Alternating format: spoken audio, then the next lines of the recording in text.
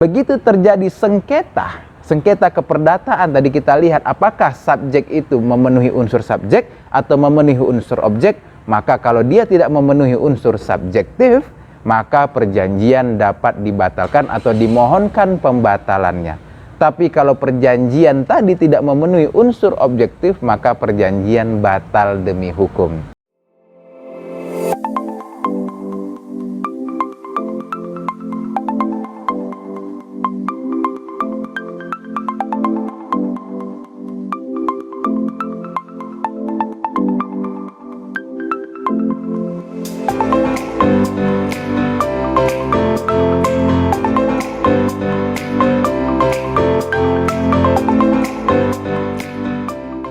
Assalamualaikum warahmatullahi wabarakatuh. Salam sejahtera untuk kita semua.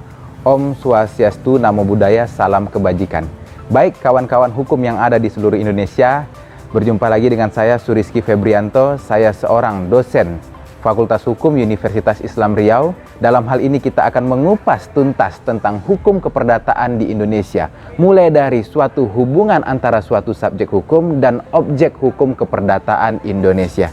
Baik, silahkan menyimak video ini mulai dari awal sampai dengan tuntas, dan silahkan nanti kawan-kawan dapat menganalisa dan mengembangkan sendiri hukum keperdataan yang ada di Indonesia.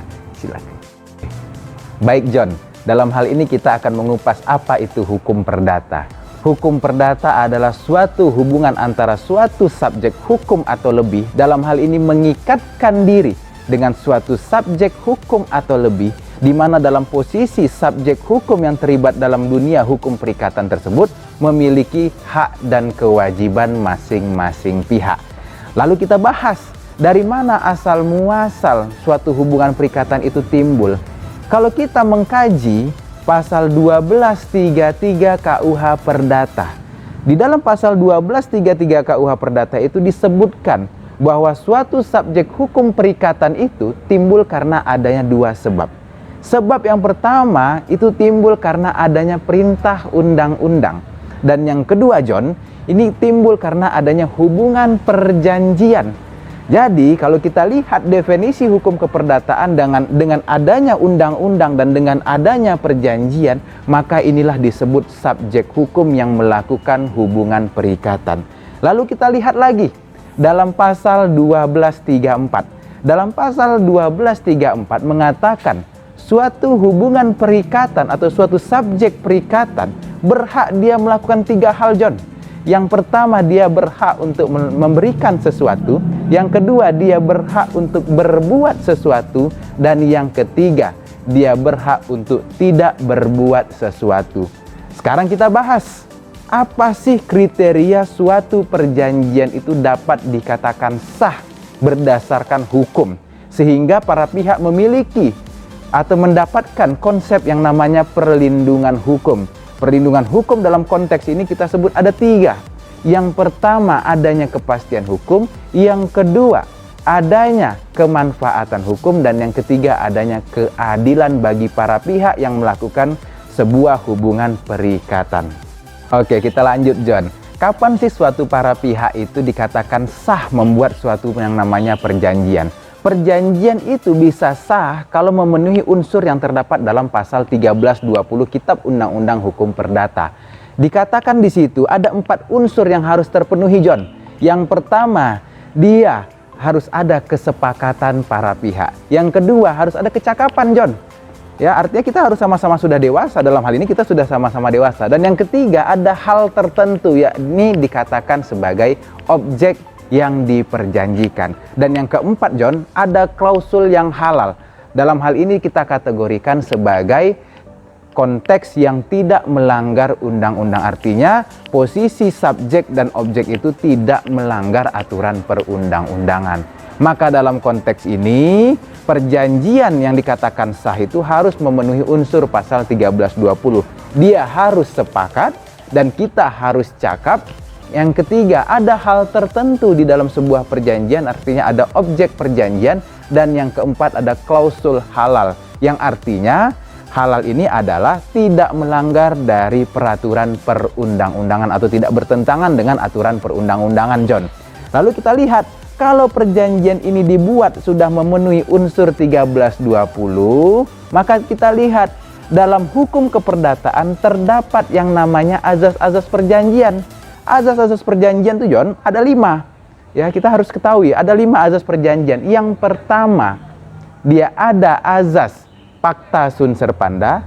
Yang kedua, ada azas konsensualisme. Yang ketiga, ada azas iktikat baik. Yang keempat, ada azas kebebasan dalam berkontrak. Dan yang kelima, ada azas kepribadian.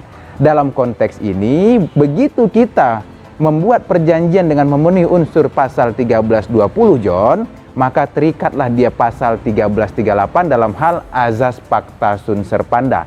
1338 ayat 1 mengatakan bahwa setiap perjanjian dia disebutkan berlaku seperti undang-undang bagi para pihak yang menyepakatinya. Artinya dalam hal ini ada kita sebut dengan rule of contract. Ya, dalam konteks rule of contract ini dibahas dalam pasal 1338 ayat 1 Kitab Undang-Undang Hukum Perdata. Oke John, kita lanjut lagi. Tadi kita sudah membahas pasal 1338 ayat 1 tentang azas pacta sunt serpanda yang mengatakan bahwa setiap perjanjian itu berlaku seperti undang-undang bagi para pihak yang menyepakatinya. Lalu kita bahas lagi, kita kembali ke pasal 1320. Azas 1320 itu disebut dengan azas konsensualisme, di mana para pihak dalam membuat suatu perjanjian itu harus memenuhi unsur 1320 yang tadi kita sebutkan di sebelum ini. Ada kata-kata sepakat, ada bahasa cakap, ada hal tertentu, dan ada objek yang halal. Artinya seluruh unsur tersebut harus terpenuhi dalam pasal 1320 dalam hal membuat perjanjian, sehingga perjanjian yang kita sepakati tadi itu memiliki kekuatan hukum dan perlindungan hukum bagi para pihak yang nantinya menjalani sebuah perjanjian. Oke, baik. Dalam konteks ini, perjanjian itu harus dilaksanakan dengan iktikat baik. Terdapat dalam pasal 1338 ayat 3, John. Ya, 1338 ayat 3 itu mengatakan apa? Setiap perjanjian ya sebaiknya dilakukan 2 hal bagi para pihak.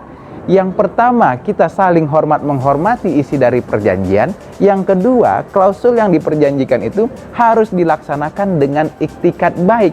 Karena kenapa? Yang namanya orang membuat perjanjian tidak ingin terjadi hal-hal yang timbul di kemudian hari yang berefek terhadap kerugian masing-masing pihak. Artinya mereka tidak mau terjadi perselisihan di kemudian hari. Maka sebaiknya ada azas pacta sunt serpanda, ada azas konsensualisme, ada azas iktikat baik dalam berkontrak, dan para pihak menghormati isi dari klausul-klausul yang diperjanjikan. Maka kembali lagi azas yang kelima yang disebut azas kepribadian. Azas kepribadian itu apa? Azas yang memuat bahwa setiap para pihak yang melakukan hubungan perjanjian secara pribadi, dia harus baik dan harus saling menghormati klausul yang dibuat dengan mitranya atau lawan mainnya dalam sebuah perjanjian. Maka seperti itu, setiap perjanjian itu harus memenuhi unsur 1320, dan sebaiknya para pihak paham dengan 5 azas perjanjian, yakni azas konsensualisme, azas iktikat baik dalam berkontrak, azas pacta sunt serpanda, azas kebebasan dalam berkontrak, dan yang kelima ada namanya azas kepribadian, John. Jadi itu tentang perjanjian. Lalu bagaimanakah suatu perjanjian itu dikatakan memenuhi konsep perlindungan hukum? Dalam konteks 1320 tadi kita lihat ada sepakat dan cakap. Sepakat dan cakap ini artinya dalam konteks subjek hukum memenuhi kedua belah pihak sama-sama sepakat, kedua belah pihak sama-sama cakap, tidak ada intervensi daripada pihak manapun. Maka itu disebut subjek hukum dalam perjanjian. Yang poin ketiga 1320 ada hal tertentu dan sebab halal. Hal tertentu dan sebab halal dalam kategori ini mencerminkan objek perjanjian. Maka John dalam membuat perjanjian harus memenuhi syarat subjek dan memenuhi syarat objek. Bagaimana kalau tidak memenuhi syarat subjek dan syarat objek?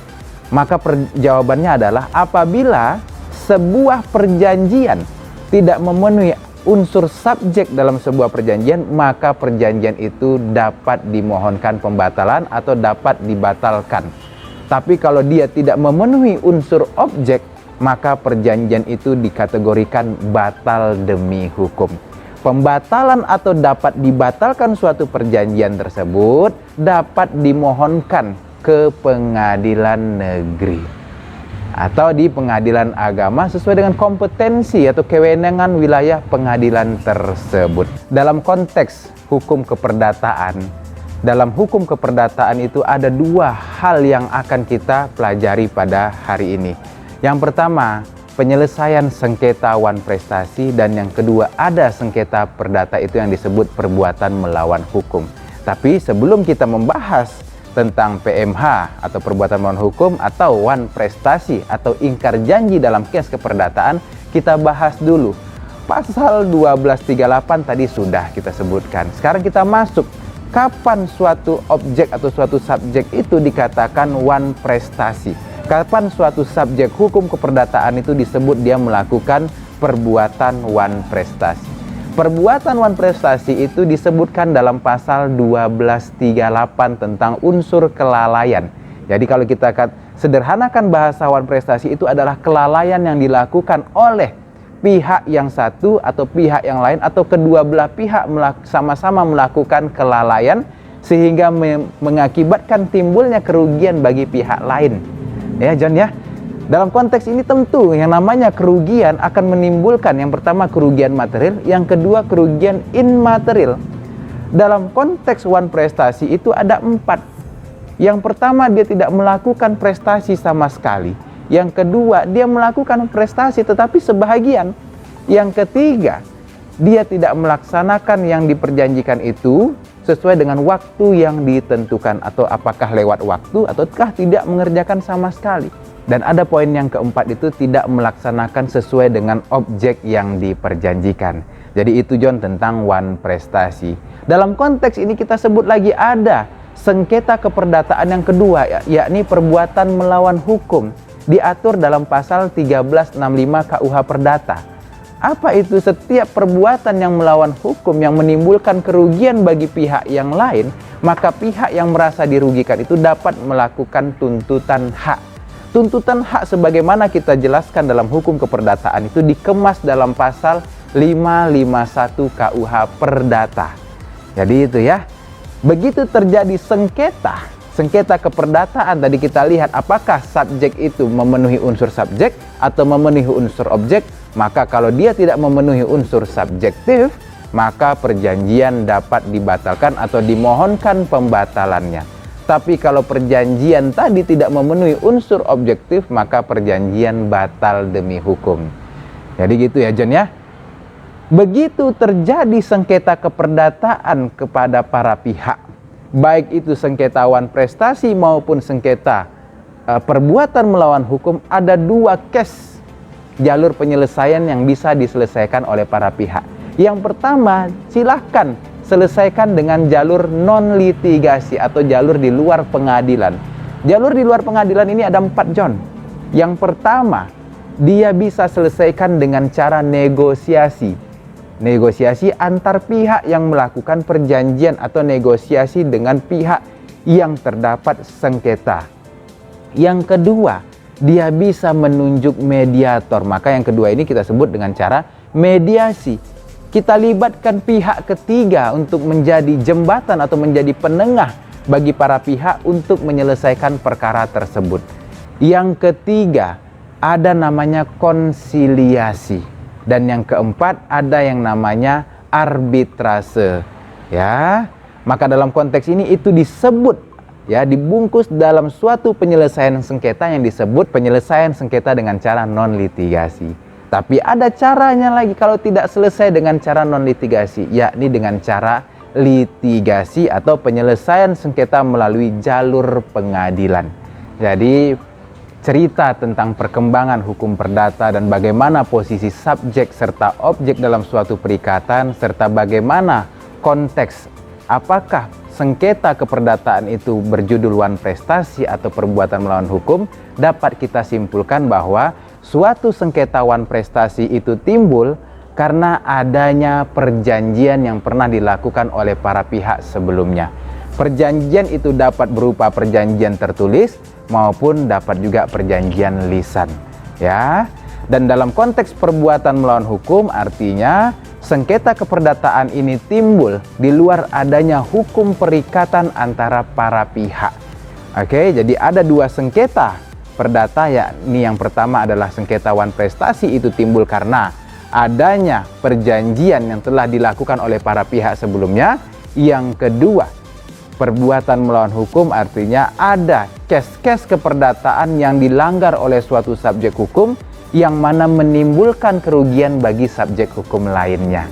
Oke, jadi itulah kesimpulan kita mengenai teknis pengantar hukum perdata. Baik John, dalam hal ini semoga video ini bermanfaat untuk kita semua dan dapat menambah wawasan, dapat mengasah analisa kita secara rasional sehingga perkembangan hukum, terutama hukum keperdataan di Indonesia, dapat berkembang lebih baik lagi dan masyarakat memahami dengan baik teknis-teknis atau hal-hal yang termuat dalam hukum keperdataan Indonesia. Mohon juga silahkan kawan-kawan dapat men-share video ini, kawan-kawan juga dapat memberikan pemahaman kepada masyarakat mengenai perkembangan hukum keperdataan di Indonesia. Jadi John, cukup sekian materi yang dapat saya sampaikan, semoga bermanfaat untuk kita semua dan sama-sama kita bisa memberikan pencerahan hukum, khususnya hukum keperdataan kepada masyarakat, sehingga masyarakat mengenal teknis hukum keperdataan yang ada di Indonesia.